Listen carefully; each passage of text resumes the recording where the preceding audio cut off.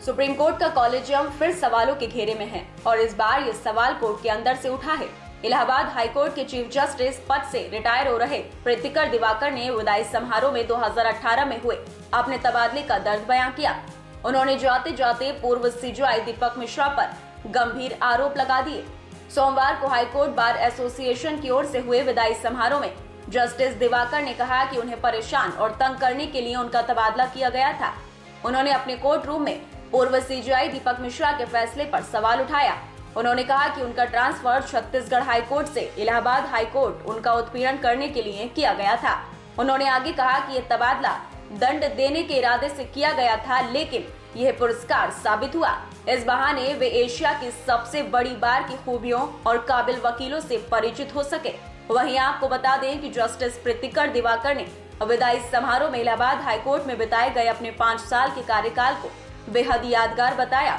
उन्होंने कहा कि यहाँ की बार और दूसरे लोगों से उन्हें जो सहयोग और सम्मान मिला वे बेमिसाल था। इस सम्मान को वे कतई नहीं भूल सकते।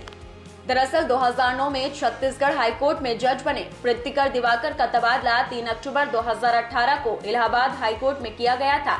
इससे वे खुश नहीं थे। बरसों से सीने में दबा हुआ उनका ये दर्द सोमवार को हाईकोर्ट बार एसोसिएशन की ओर से रखे गए विदाई समारोह में झलक आया। जस्टिस प्रीतिकर दिवाकर ने इस मौके पर छत्तीसगढ़ हाईकोर्ट से साल 2018 में खुद को इलाहाबाद हाईकोर्ट ट्रांसफर किए जाने के सुप्रीम कोर्ट के पूर्व कॉलेजियम के फैसले का जिक्र किया। उन्होंने साफ तौर पर कहा कि उन्हें ऐसा लगता है कि पूर्व सीजेआई दीपक मिश्रा की अगुवाई वाली कॉलेजियम ने गलत इरादों से उनका तबादला किया था। उनका तबादला उन्हें परेशान करने और उनका उत्पीड़न करने की मंशा के साथ किया गया था।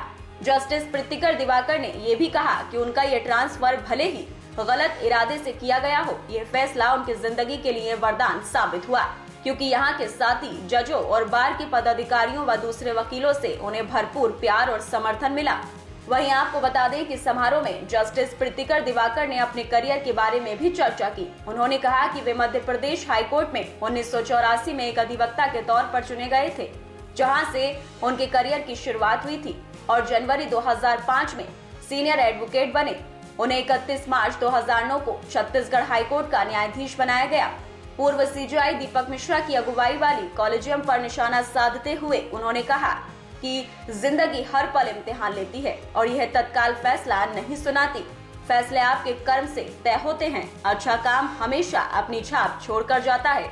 उनके मामले में भी ऐसा ही हुआ है। इलाहाबाद हाईकोर्ट में अपने द्वारा उठाए गए कदमों के बारे में जस्टिस प्रीतिकर दिवाकर ने कहा कि सीमित संसाधन होने के बावजूद उन्होंने इलाहाबाद हाईकोर्ट को आगे बढ़ाने में कोई कोर कसर नहीं छोड़ी। यह काम बेहद मुश्किल था, बड़ी चुनौती थी, लेकिन उन्हें लगता है कि उन्होंने सभी के सहयोग से अपनी जिम्मेदारी को बेहतर ढंग से निभाया। फिलहाल इस खबर में इतना ही। बाकी अपडेट्स के लिए बने रहिए न्यूज टाइम के साथ।